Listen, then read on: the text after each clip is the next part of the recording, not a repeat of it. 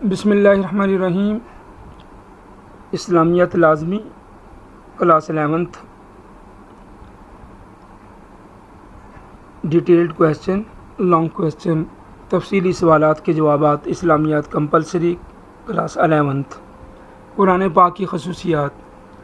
سب سے پہلے قرآن پاک کا تعارف کروا دیں۔ اللہ تعالیٰ کی کتاب ہے، حضور پاک صلی اللہ علیہ وسلم پہ نازل ہوئی آخری کتاب ہے، قیامت تک کے لیے رہنمائی کے لیے ہے، اور آگے پھر ان کی خصوصیات کا ذکر کر دیں۔ جیسے کہ سب سے پہلی جو خصوصیت ہے قرآن پاک کا محفوظ ہونا، اللہ تعالیٰ کا وعدہ ہے، اور یہ قرآنی آیت ہم نے پہلے بھی پڑھی ہے 9th میں بھی، کہ اللہ تعالیٰ نے وعدہ کیا ہے کہ ہم نے اس کو نازل کیا، ہم خود ہی اس کی حفاظت کریں گے۔ تو پچھلی کوئی بھی کتاب کا وعدہ نہیں کیا گیا، اس لیے وہ محفوظ نہیں ہے، ایز اٹ از نہیں ہے۔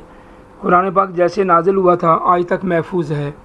تو پہلی اس کی خصوصیت ہمارے پاس آ گئی محفوظ ہونا، کہ قرآن پاک جو ہے محفوظ کتاب ہے۔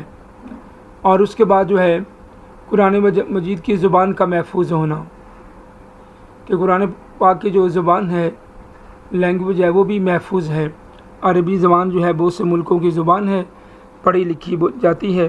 پہلی کتابوں کی زبان بھی محفوظ نہیں رہی، تو اللہ تعالیٰ نے اس کی زبان کو بھی محفوظ رکھا۔ تیسری کوالٹی عالمگیر کتاب ہے، یونیورسل بک ہے، پوری انسانیت کے لیے ہے۔ جو پہلے نازل ہوتی تھی کتابیں وہ خاص لوگوں کے لیے ہوتی تھی، خاص قوم اور ملک کے لیے ہوتی تھی، جبکہ قرآن پاک جو ہے یہ قیامت تک کے لیے سب لوگوں کے لیے ہے۔ تو یہ ایک عالمگیر کتاب، اس کو جو ہے ہم کہہ سکتے ہیں کہ عالمگیر کتاب ہے۔ اس کے بعد نیکسٹ ہماری ہیڈنگ ہے جامع کتاب۔ تو جامع کا مطلب یہ ہے کہ کمپریہنسو ہے، جامع ہے، اس میں تمام چیزیں بیان کی گئی ہیں، سب کچھ جمع کیا گیا ہے۔ پہلی آسمانی کتابوں میں جو کچھ تھا وہ سارا کچھ اس میں ہے۔ پہلی کتابوں میں صرف چند واقعات ہوتے تھے، جبکہ قرآن پاک میں ہر چیز کو ڈیٹیل کے ساتھ بیان کیا گیا ہے، جامعیت کے ساتھ بیان کیا گیا ہے۔ ایک کمپریہنسو بک ہے قرآن پاک۔ اس کے بعد نمبر 5 ہم دیکھتے ہیں جو اس کی کوالٹیز ہیں، اس میں قرآن مجید کا اعجاز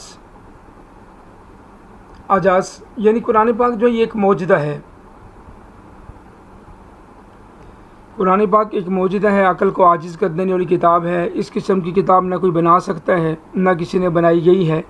ایک آیت بھی اس طرح کی جو ہے کوئی بھی تیار نہیں کر سکتا، کیونکہ یہ اللہ کا کلام ہے، عقلوں کو عاجز کرنے والا کلام ہے۔ ایک اس کی خصوصیت یہ ہے سہولت حفظ، یعنی یہ قرآن پاک جو ہے آرام سے حفظ ہو جاتا ہے۔ پچھلی جو کتابیں تھیں وہ کسی کو یاد نہیں ہوتی تھیں، صرف اپنے وقت کے نبی کو یاد ہوتی تھیں، امت میں سے کسی کو یاد نہیں ہوتی تھی۔ یہ قرآن پاک کی خصوصیت ہے کہ اللہ تعالیٰ نے اس میں ایسا اثر رکھا ہے، بچوں کو، بوڑھوں کو، عورتوں کو، مردوں کو، سب کو یاد ہو جاتی ہے، اور چند صورتیں ہر ایک کو یاد ہوتی ہیں۔ تو یہ قرآن پاک میں اللہ تعالیٰ نے اس کا اثر رکھا ہے، اور یہ کیونکہ اللہ کا کلام ہے اس لیے یاد ہو جاتا ہے، ورنہ دنیا کی کتابیں جنہوں نے لکھی ہوتی ہیں ان کو بھی یاد نہیں ہوتی۔ مکمل ضابطہ حیات نمبر 7 جو ہے، یعنی قرآن پاک ایک کمپلیٹ کوڈ آف لائف ہے۔ اس میں زندگی کے تمام پہلوؤں پہ روشنی ڈالی گئی ہے۔ سوشل لائف کیسی ہونی چاہیے، شادی شدہ زندگی کے بارے میں، معاشرتی زندگی کے بارے میں، معاشیات کے بارے میں، تو پوری زندگی کے بارے میں تعلیمات ہے۔ ٹیچنگ آف اسلام جو ہے تمام زندگی کے بارے میں ہے، تمام پہلوؤں کے بارے میں ہے۔ تو یہ ایک ضابطہ حیات ہے، اور اس کے اندر پورا کا پورا دین ہے، جیسا کہ اللہ تعالیٰ نے فرمایا آج میں نے اپنا دین مکمل کر دیا۔ اس کے بعد جو ہے نیکسٹ ہیڈنگ ہماری نمبر 8 جو ہے وہ اثر انگیز ہی، یعنی قرآن پاک کا بہت زیادہ اثر ہوتا ہے سننے والوں پہ۔ جو بھی اس کو سنتے ہیں غور سے سنیں، اکیلے سنیں، ایون کہ کفار سنتے تھے، کفار مکہ، ان پہ اثر ہوتا تھا، وہ لوگوں کو منع کرتے تھے قرآن پاک مت سنیں۔ جو بھی قرآن پاک سنتا تھا وہ اسی کا ہو کے رہ جاتا تھا۔ تو اس لیے قرآن پاک کی بہت زیادہ تاثیر ہے۔ اس کی وجہ کیا ہے کہ اللہ کا کلام ہے، اللہ کی کتاب ہے، تو اس کا بہت زیادہ اثر ہے قرآن پاک کا۔ غیر مسلم بھی جب اس کو سنتے ہیں، جب اچھی طرح پڑھا جاتا ہے تو اس کے دل پہ بھی اثر کرتا ہے۔ یہ قرآن پاک کی ایک جو ہے بہت بڑی جو ہے خصوصیت ہے اس کی۔ اس کے بعد نیکسٹ ہمارے پاس جو ہے ہیڈنگ نمبر جو 9 ہے اس کی، فصاحت اور بلاغت۔ فصاحت اور بلاغت سے مراد جو ہے کہ اس کی جو لینگویج ہے وہ بہت فصیح ہے، اعلیٰ درجے کی ہے۔ تو اس کو فصیح اور بلیغ جو ہے لینگویج کہتے ہیں. جو اعلیٰ درجے کی ہو تو اسے کہتے ہیں بہت زیادہ فصیح ہے، کیونکہ یہ کلام جو ہے یہ اللہ تعالیٰ کا ہے. شاعر بھی کہتے تھے ما ھذا الکلام البشر، کہ یہ انسان کا کلام ہے ہی نہیں ہے. نظم و ضبط، قرآن پاک کی خصوصیت یہ ہے اس کے الفاظ، معنی، واقعات میں ایک نظم و ضبط ڈسپلن پایا جاتا ہے. واقعات کے انداز، بیان کرنے کا انداز، ایک آیت کا دوسرے کے ساتھ انٹرلنکڈ ہونا، ملا ہونا، اور تلاوت میں ایک خاص کانٹیکٹ ہوتا ہے، کنیکشن ہوتا ہے. یہ اسی کی ایک خصوصیت ہے. نمبر 11 جو ہے اسلوب بیان، یعنی قرآن پاک کا اسلوب بیان جو ہے یہ خاص ہے. کبھی شاعری ہے اس میں، کبھی پروز ہے، نثر ہے، کبھی آیات چھوٹی ہیں، کبھی بڑی ہیں.